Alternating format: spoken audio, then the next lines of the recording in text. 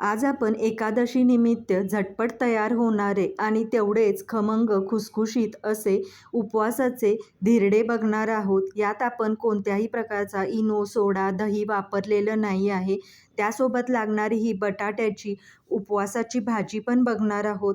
नमस्कार, yummy cooking with पूजामध्ये आपले स्वागत आहे. सर्वप्रथम एका बाउलमध्ये आपण 1 वाटी वरई घेणार आहोत. बरेच ठिकाणी याला भगर असेही म्हणतात. ही वरई मी स्वच्छ निवडून घेतलेली आहे.